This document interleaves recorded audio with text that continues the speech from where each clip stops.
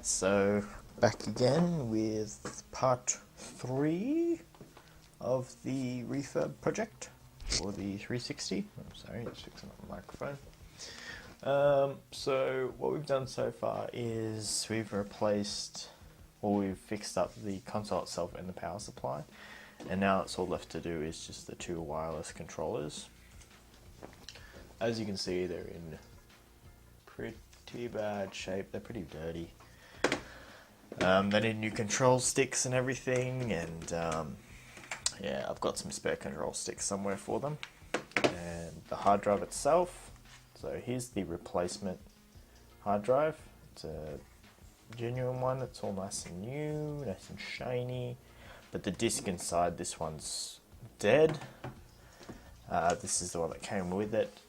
The disc inside still works, but it's pretty beat up. So I'm going to rip the disc out of this one and throw it into this one. I might clean this housing up as well while I'm at it. I might swap the bottom of it. I don't know. It depends.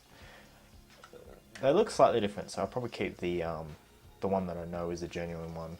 The disc, I had a quick look through the bottom of the holes here on the disc, and they look like they're the same hard drive. So we'll find out. So what I'll do first is we'll tear down the hard disk. So I've just got my X-Acto knife so I could see. And I'm just going to lift up the corner here. This one doesn't really matter too much because we're not going to keep this housing, so just find where the hole is, or the screw is, sorry, and just cut a nice, neat little hole there. Oh, and if you're wondering, I ended up buying some more isopropyl last night. I bought 5 litres of it, so hopefully I won't run out this time. And the next thing on the shopping list, probably the next couple of weeks, will be some new no clean flux. So yeah, peel that one off. Hard disk uses a T6 screwdriver, so that just comes out like that. So my hands are in the way. The screws are fairly long. These are non-security screws if you're interested, so any old screwdriver will work. The controllers use security type screws with a nub in the middle, but yeah, that only stumped people for about 2 weeks because they're a standard type of screwdriver, Torx head. So let's open up the disc, pop it off, slides off like that. Another thing I noticed, this broken one, it's not as shiny as this one, so it might not be genuine, and the lettering just doesn't look right, isn't etched deep enough. But yeah, it could be genuine, I don't know. It has Microsoft part numbers and everything in it. One cool thing that you can do with the hard drive on the original Xbox is you can slap some LEDs in here, and all SATA based hard drives, there's a pin on the power lead for the hard disk to pull out hard drive activity. Basically it's just a switching cathode. So you wire up the cathode on your LED or the negative of your LED up to that pin, the same as IDE hard drives as well. So internally the screws are a little bit bigger. They look like they're a T bigger than what I've got here, so let's have a look. Looking around for a screwdriver. See if I can find one.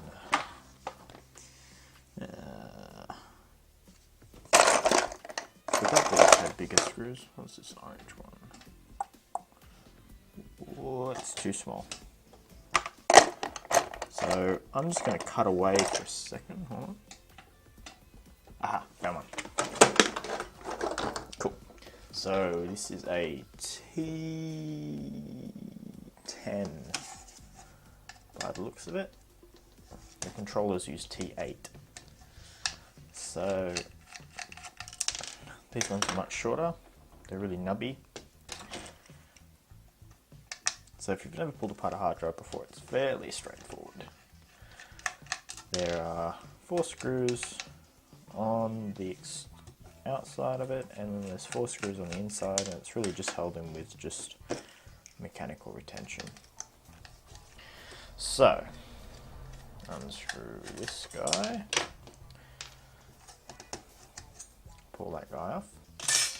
Now the disc is pretty dirty, pretty dusty. Oops, I'll keep that, be handy.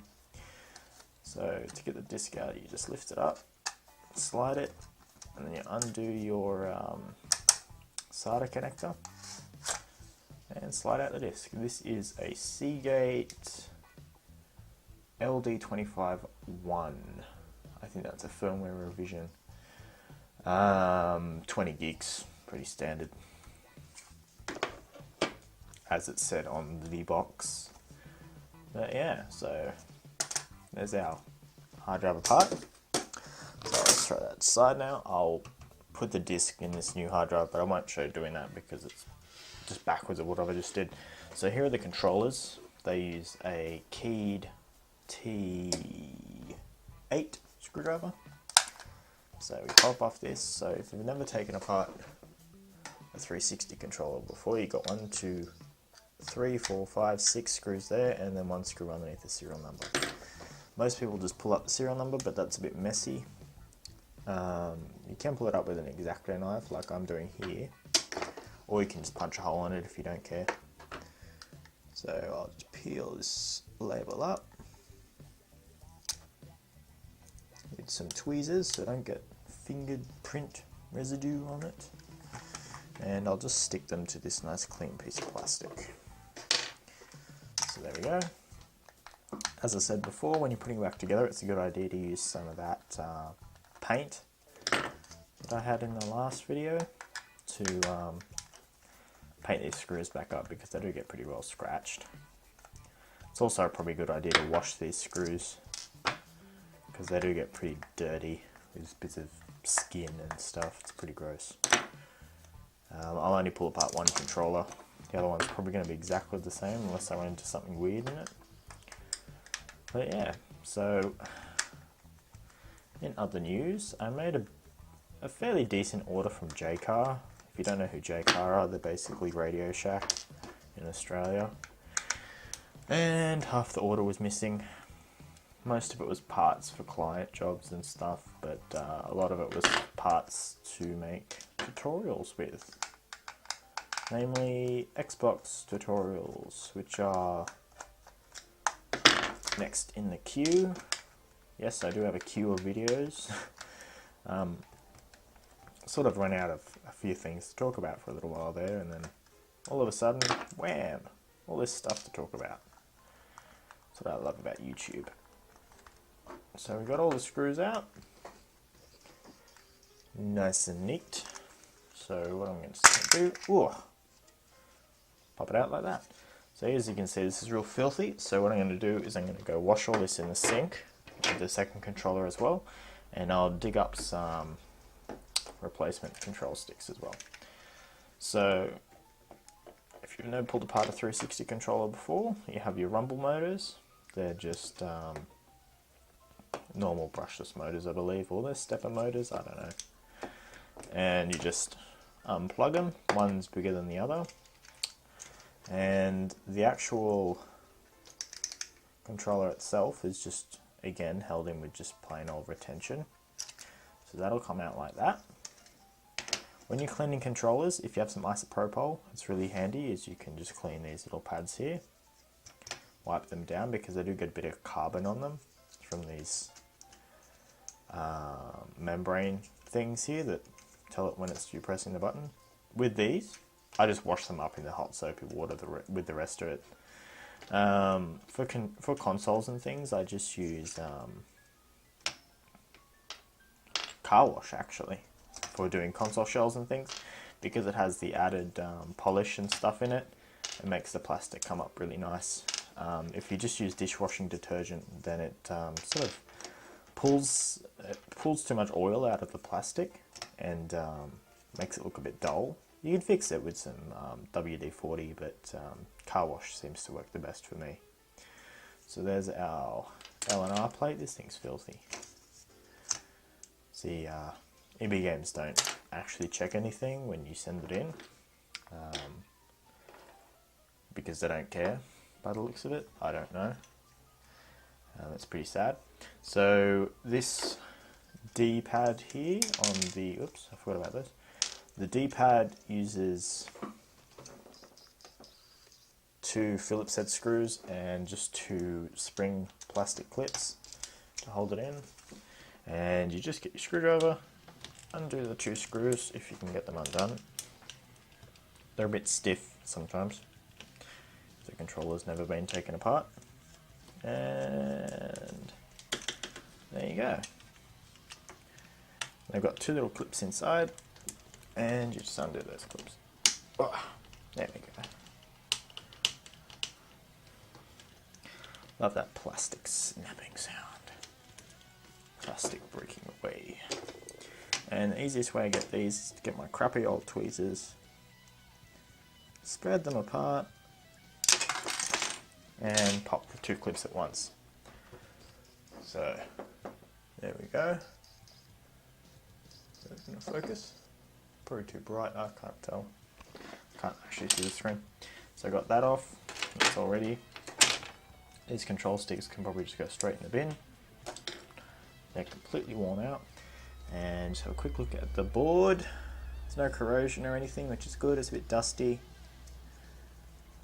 That control stick is a bit clunky. It's a bit worn down. It's pretty worn down actually. Might have to replace that one day if it's going to be a problem. But it's just sort of ground down a bit. I'll just clean that with a brush. With your L&R triggers, they just pop out like that. Sorry, probably can't see what I'm doing, but these triggers can just pop out. Just trying to remember how I get them out.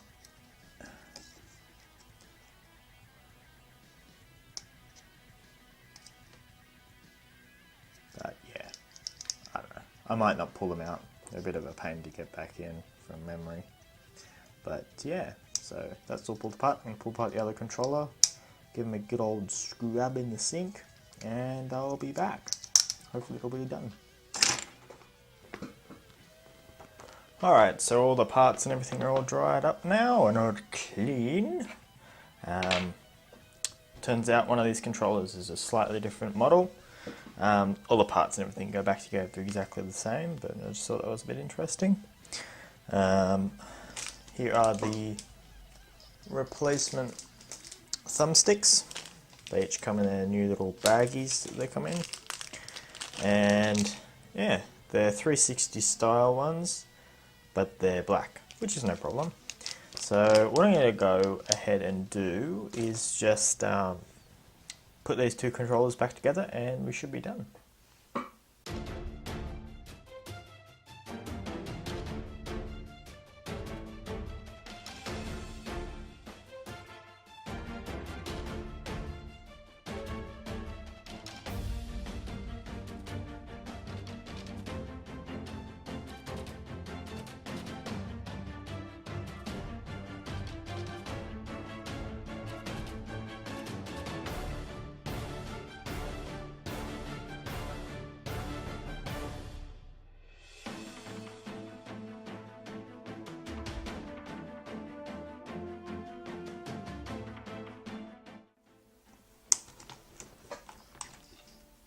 And there you have it.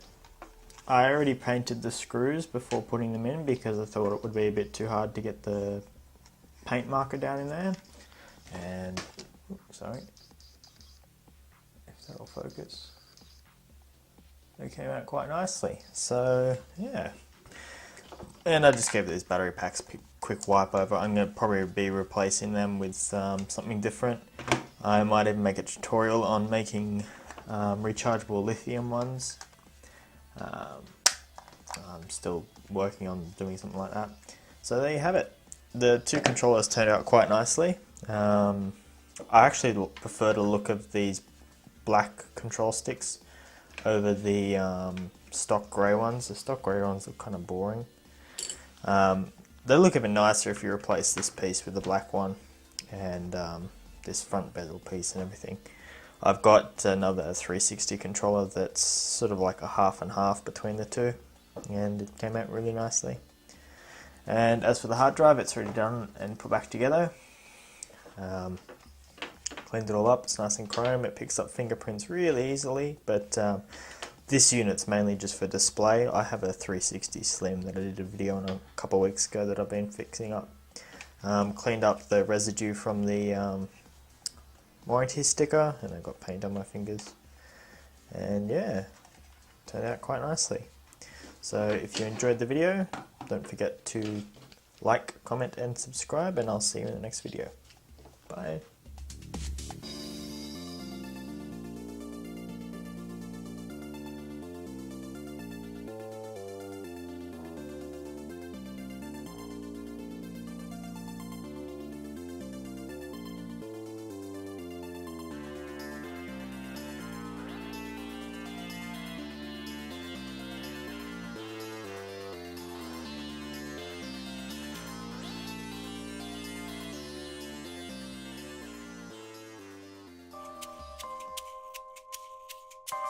Hi guys, thanks for watching my video. If you haven't done so already, please subscribe, it really helps me out. Also, you can find me on Twitter and on my website. I'll put the links in the description. Thanks again, and I'll see you in my next video.